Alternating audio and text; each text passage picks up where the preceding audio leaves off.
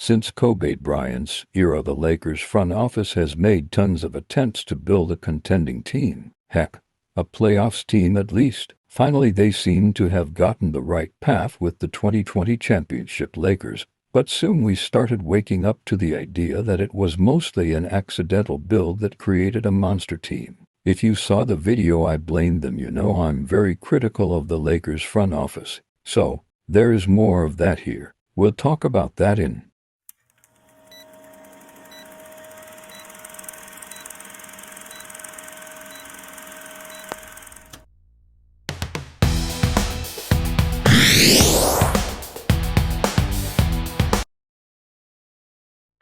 I was amazed at the chart of The Athletic, I think shown by Trevor Lane in a video from NBA executives giving points to front offices, from best to last. Trevor Lane was right about a lot of things he mentioned, but clearly frustrated about it. It was sad how many front offices were mentioned, 21 between the top ones and the honorable mentions.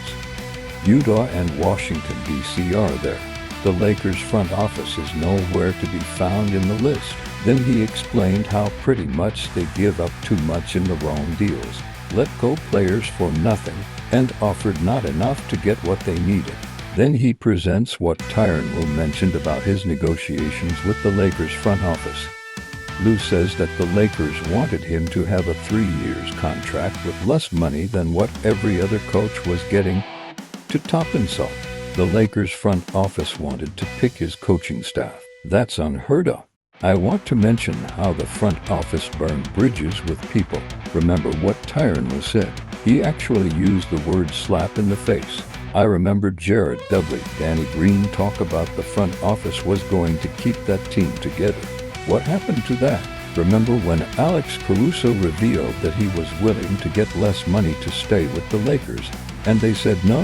When I saw Jeanie Buss with Dwight Howard in his podcast, all I could see in my mind was Dwight is back.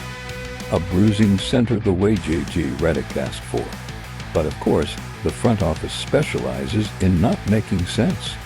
How is it that you have someone so close to what you need in the team? Someone that gave you a championship defensively. Maybe I'm exaggerating. What do you guys think? I can't believe Boogie Cousins, Dwight Howard, Lonnie Walker Ford, Stanley Johnson, Wenyen Gabriel aren't in the NBA right now. I don't know how under the new collective agreement transactions can be made, but those guys look like a good bench for an NBA team. Boogie is similar to Jokic in the sense that he is a good passer and a good shooter. Dwight is a defensive legend that, if you want to, you could run an offense through. Then you have 3 high-motor guys, 2 of which can score, and 1 have been in a starting lineup onto teams.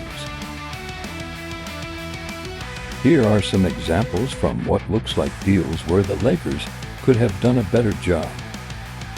Nothing tops the Westbrook deal, and obviously the bright light was AD.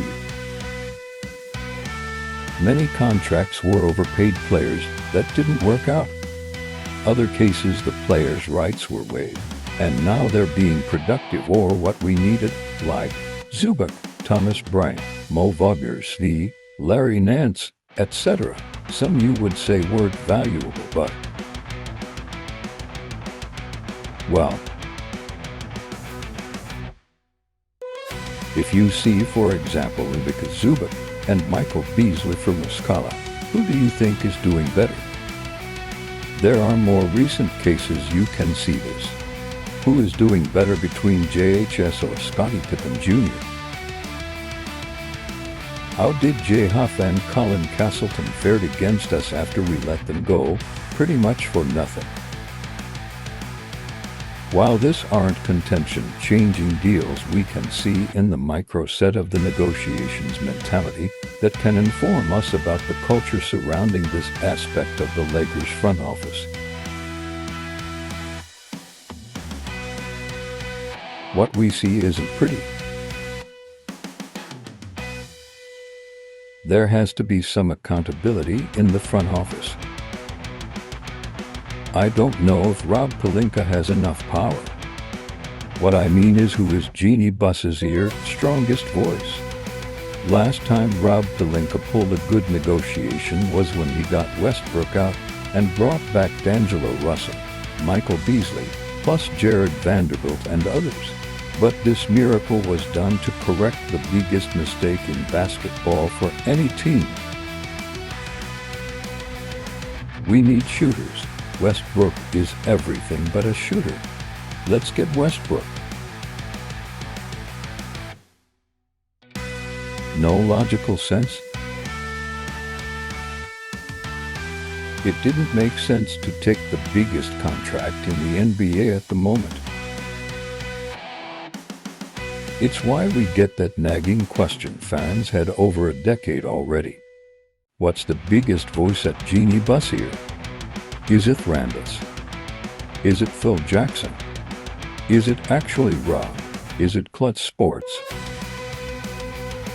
We know that Jeannie is not a basketball savant, but she is who has the final say. The worst part is that at the trade deadline we will know what is the immediate and probably even later future of this team. I would hate that the Buss family end up selling the franchise. They kind are the franchise and a family. The problem is that they're in charge of the biggest basketball franchise in the world. If the Lakers lose, the NBA loses. Let me know in the comments, who do you think is Jeannie's biggest advisor on Lakers affairs? Before I go all berserk in my team construction, I have to mention this. As I'm making this video, I'm hearing Bronny James scored 30 points in his first away G League game. Impressive. Congrats. So, let's go. Get Jimmy Butler, maybe Rui Christie, JHS. I don't know if they are or Delo ought to be. I'll leave you guys with the math. And I get Schrader, if it costs Gabe Vincent. To me, Valanciunas will help, but not enough. Why Jimmy Butler? Jimmy Butler gives you both. Immediately, you can be a contender. If Butler gets a championship out of teaming up with LeBron and AD, he might be interested in sticking around. But if he doesn't work out, Butler's contract expires and the Lakers have a clean slate to retool or rebuild.